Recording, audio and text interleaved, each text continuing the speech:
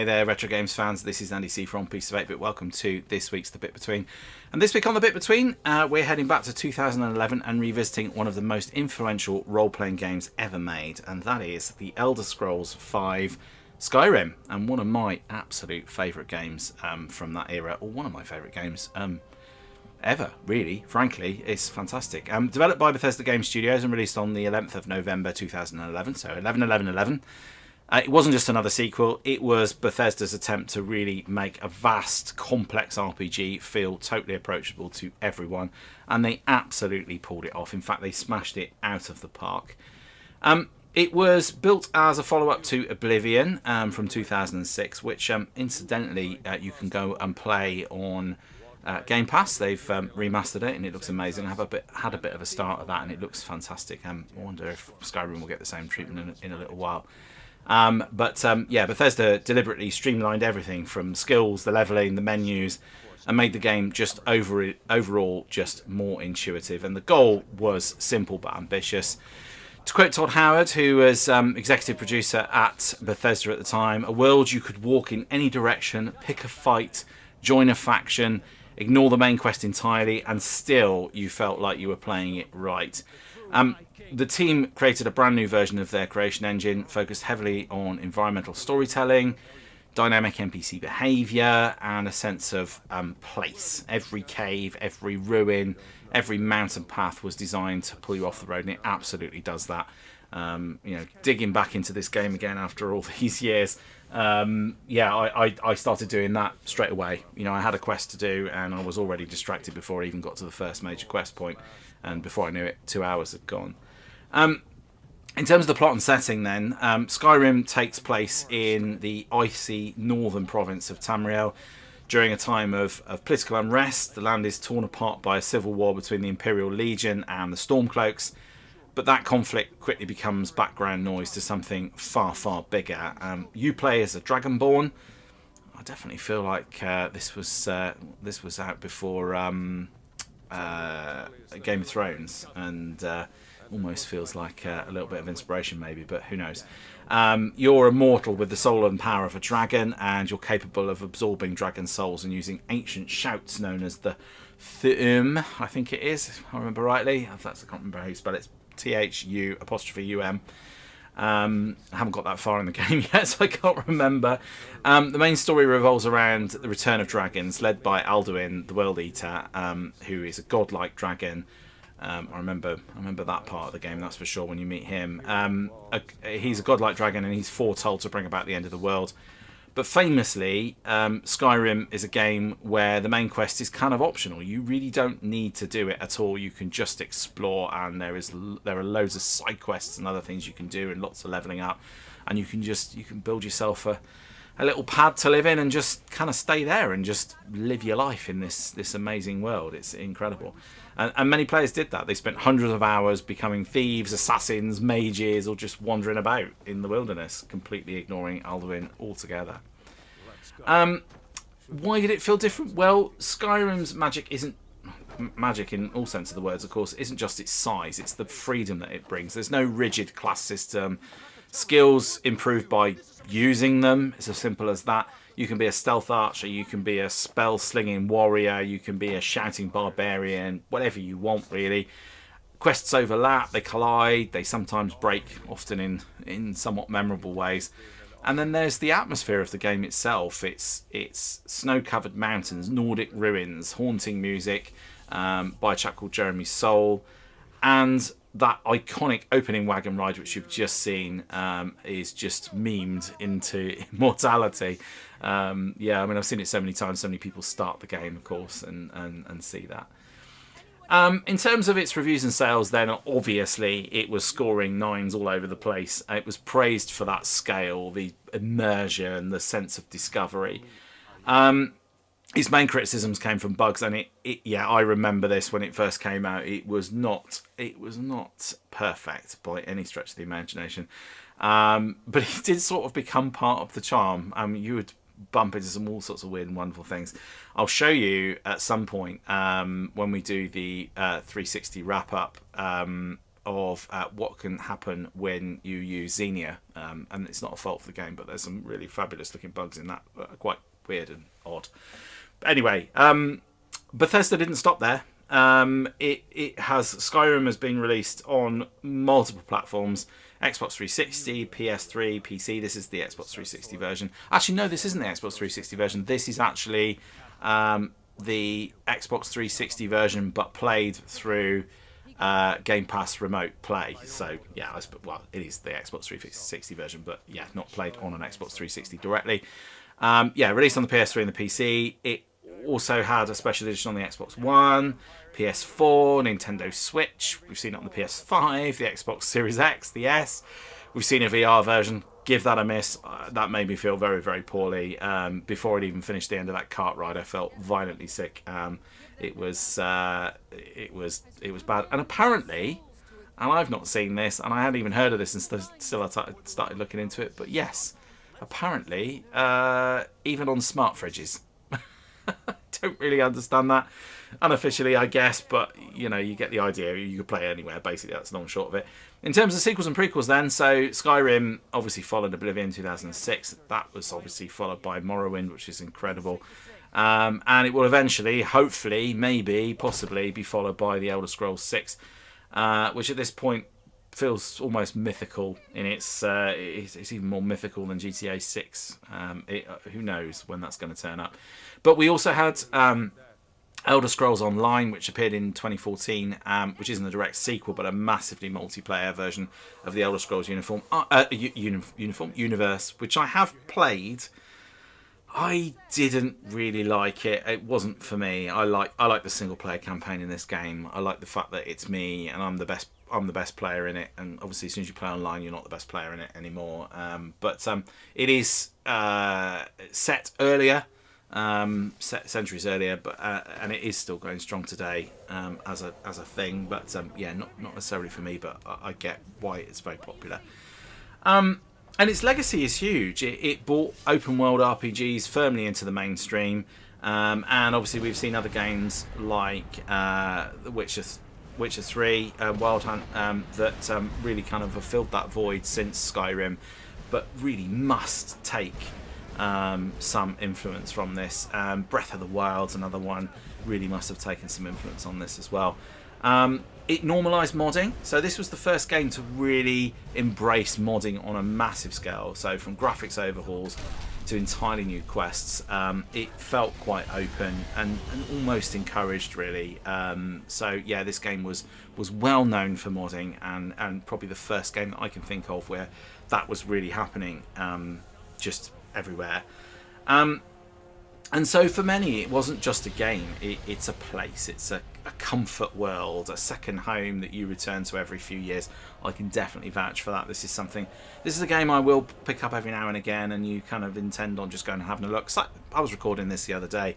I thought, I'll just go and have a look at this game, get some footage, play for 20 minutes, half an hour, something like that, and 2 hours later, I realised I'd been playing for 2 hours and I hadn't got anywhere really. I was just exploring it and enjoying it and remembering how wonderful the world is. So quite often you'll go back, you'll play with a new character, you'll maybe become a stealth archer all over again. Doesn't really matter, it's whatever you fancy. So let's just wrap up the preamble then. It wasn't just a moment in 2011, it was a permanent part of gaming culture and a world that people still live in, they explore and talk about more than a decade later. So that is Skyrim. That's the sort of introduction preamble, quite a long introduction really. It represents more than half of the video, I would imagine, at this point. What I'm going to do now is I'm going to skip forward a little bit in the gameplay. I've recorded all of this gameplay. It's not the sort of game you can just kind of play for 10 minutes, 15 minutes like I do with a lot of the bit between games, because it is just so massive. So I'm just going to play a few clips of some gameplay, and I'll just talk about some of my memories and experience of it, and then we'll wrap up. But let's dive in with that. Hope you enjoy. Into the keep! Through here! Let's go!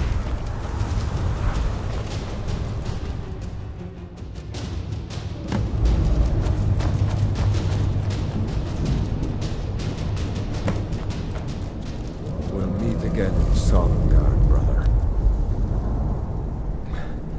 Looks like we're the only ones who made it. That thing was a dragon. No doubt. Just like the children's stories and the legends. The harbingers of the end times.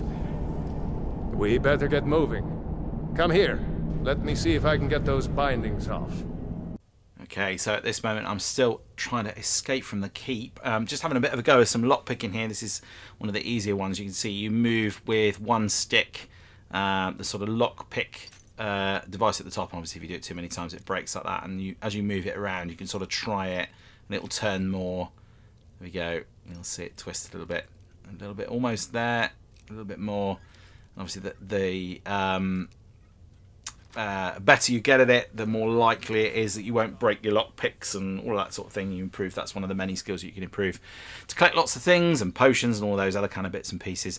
So what I'm doing at the moment is I'm trying to escape from, I think it's Helgen Keep, I think it's called. So as you saw at the beginning, there I was a prisoner, and then a dragon attacked, and I escaped with my newly found friend, and we're just trying to escape the prison and get on our way. So essentially, that's where I'm at the moment. So I'm just at that early stage of the game, and I'm just learning. You know, at this point, you're kind of learning the controls. As with Oblivion, it sort of takes you through this kind of underground dungeon part, and it's really an attempt to teach you the mechanics of the game. So healing yourself, doing the lockpicks, finding things, getting new bits of armor, all the combat stuff is in there as well. I've picked a Redguard as my character type, and that is essentially like a sort of warrior. A warrior race, but you can be anything. You can be, you could be a mage, or you can be an elf, or whatever, and they've all got obviously different skills.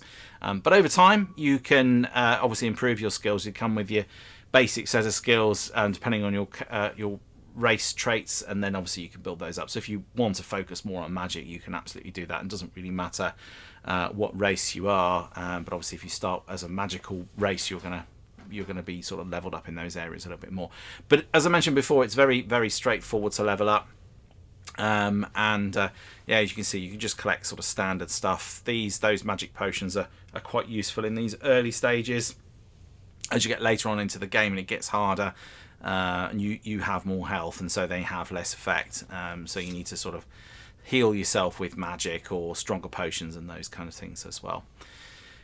In terms of the control mechanics, very, very straightforward. The fighting mechanics are also very, very straightforward as well, and you get an opportunity to do a kill, and that just sort of happens, and it'll cut through to an animation of you doing that. So as we escape here, let's continue to do this. Let's leave this here actually for a moment, and let's get out into the main bit of Skyrim, actually to the outside, and you can start to see some of the scenery in the game.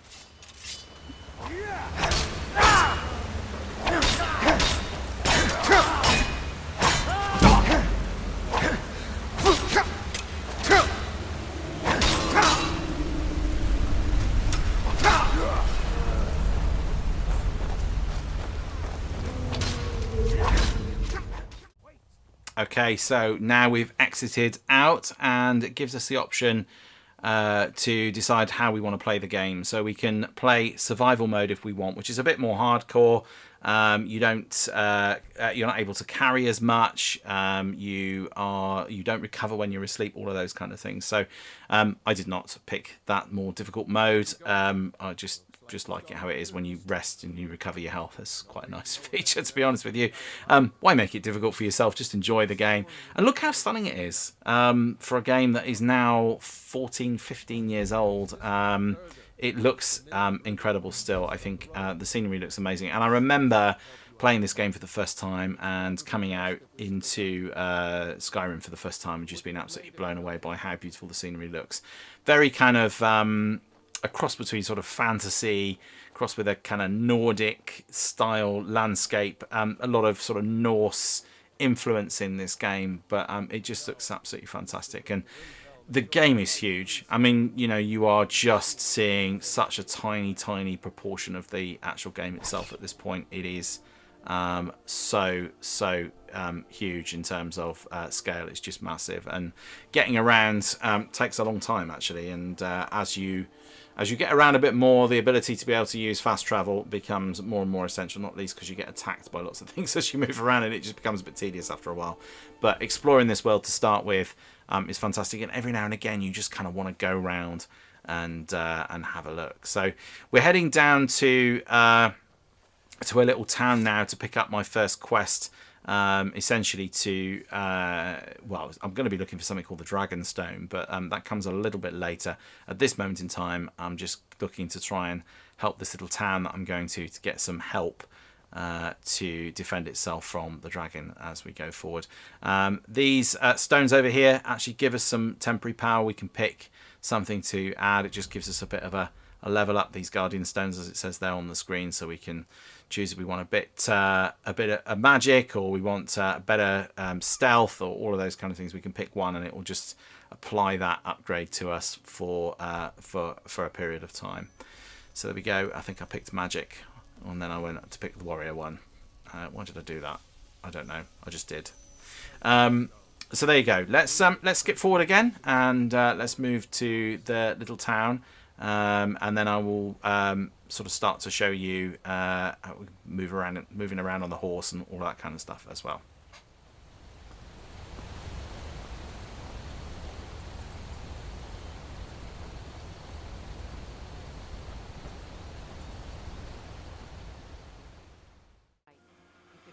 Alright, so we found the little town of Riverwood, and I'm just agreeing to my first quest now. So we're going to go up to one of the bigger settlements, which I'll show you in a few moments. I'm just collecting some supplies before I go.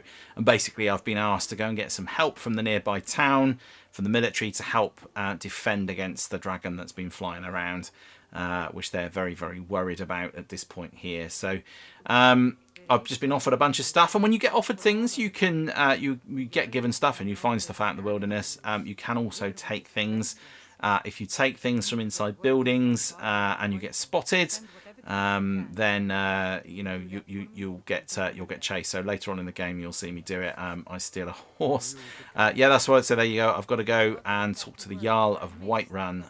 So it's a bit of a trek that I've got to make. I say a bit of a trek. In Skyrim terms, it's actually not all that far. So let's skip ahead to that, and I'll show you that bit of the city, and then we'll show you a little bit more beyond there as well. And I think that should hopefully have given you a good flavour of Skyrim, some good memories if you've played it before, of course, but if you're thinking about playing it, hopefully it gives you a bit of a flavour for what the game is like. So let's skip forward one more time. I'm glad to help any way I can.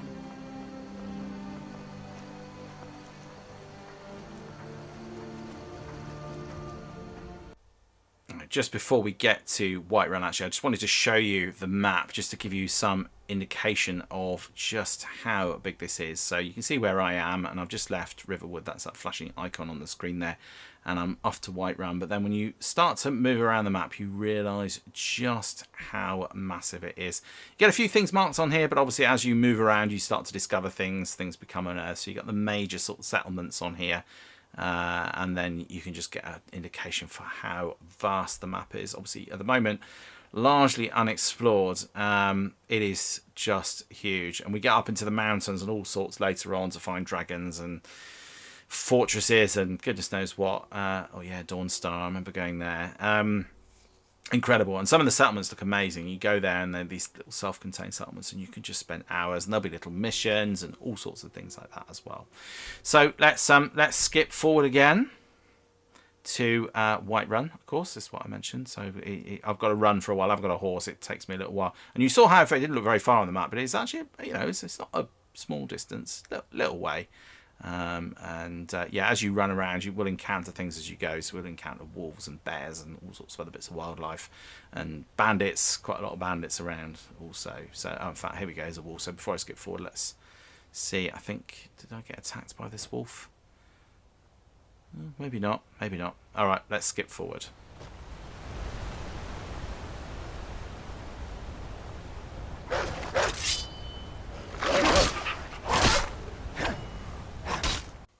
So here we are at the gates of Whiterun, and we've had to come around. It's quite a big city, actually, comparatively speaking.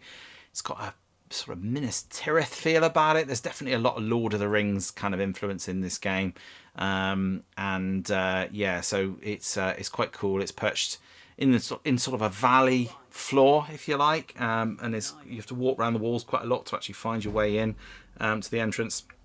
You can see, look there, look out for some leveling up our speech. That happens a lot. It is a use it and level up type of thing. So if you're speaking, combat, doing lockpicking, whatever it happens to be, the more you do it, the more you level up. And here we are inside it, and you can see just how decent it is, how big it is in here. So yeah, it's really cool. I've got to work my way all the way up to the top. Definitely feels quite Nordic as well, I think, this idea. Obviously, we're talking about Jarls.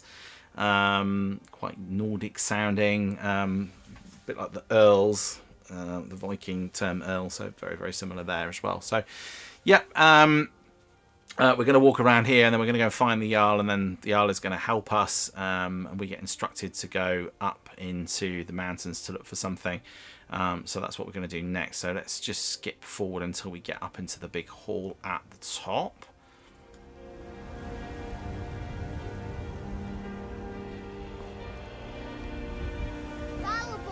Give me your money. I don't have any money. So here we go. Now we're going to ask the Jarl for some help with our little town of Riverwood. And this is one of those moments that there's lots of speech and lots of options for the speech as well. And depending on your ability, sometimes there are certain things that you can say that will help you more, depending on your ability to persuade people. In this particular instance, you don't have to worry about it. And I don't know if the responses here have any bearing on the outcome. I can't see that they would, because this is a core plot point, but that happens a lot. So at this point now, we're going to secure some help, and we're going to get asked to go up into the mountains to look for something. And that is what I'm going to show you next. So as we start to get out of the city, you'll also see what it looks like at night time, and I'll show you that distraction on the road that you'll get as well. So there we go. Completed our first kind of major mission there, which was basically just turn up and talk to somebody. Yeah, let's skip forward to the last part now. Come, let's go find Farengar, my court wizard. He's been looking into a matter related to these dragons and rumors of dragons.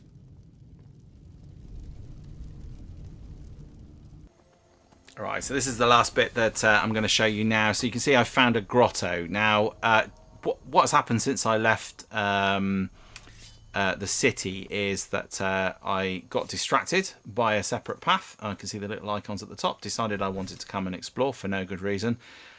Not part of the mission. I just got distracted. It's been quite an eventful journey getting here as well. So that horse I got, I had to steal. So I did get intercepted by a few guards and got told off, and then got told to surrender and go to prison, and I declined and ran away. Met a fair bit of wildlife along the way as well, and that's of course what I'm doing at the moment. I can't remember what was down here. All I remember is I had a bit of an exploration, and then I encountered something that was too difficult for me to defeat, and I got killed. So we'll probably see that before the end of it. But yeah, I think we're probably just going to leave it there. I'm just going to wrap up. So yeah, there we go. Oh, increased to level 17. Another level up there. Just happens all the time, especially at these early stages of the game. You're just leveling up loads, which is really cool as well. So there you go, meeting lots and lots of wolves along the way here. So there you go then, that is Elder Scrolls V Skyrim, and this is the Xbox 360 version that I'm playing online. I don't know why the frame rate is so shocking, because it wasn't when I played it. I'm not quite sure what's gone on there, so apologies for that.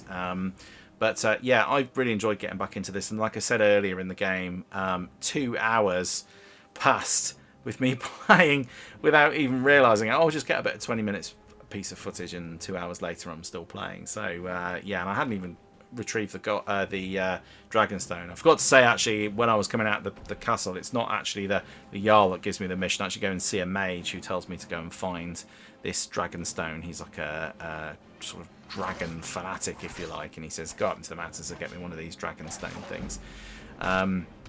Oh, there's one of those little cutscenes there, little sort of kill scene that it'll do every now and again as you sort of do a finishing move. So yeah, I mean, what a game, and how unbelievably addictive it still is. I think I'm about to meet my demise now, so we're going to be back out on the road in a couple of seconds because I don't think I managed to defeat these guys. Yeah, a bit of a problem. I think they're a bit too leveled up for me at this point in the game. So yeah, I absolutely love this game. I think it is just such a lot of fun to play, and it's so immersive. It is one of the most immersive games I think I've ever played. So I just really, really enjoy it. And I think if you've never played Elder Scrolls before, any of the Elder Scrolls games, definitely go check out Skyrim. Oblivion is also really, really good. It's a big world in that, but nothing like as big as this one. I do like Elder Scrolls when you sort of go into the Oblivion, which is the sort of underworld, if you like. I used to like those little sort of side missions that you had to do. They were quite fun, and you'd have to collect like a stone and that sort of thing. So Oblivion is really, really good. It is an exceptionally good Elder Scrolls game. This is obviously sort of almost next level, really. It is just massive. It's such a huge game, and like I said, people will just lose hours in here. They would just put the game on and just sit and play. The only other game that I've ever done that with is No Man's Sky, where I can just load the game and just build my base and just kind of hang around, you know, and not actually do anything. It's just a nice place to be.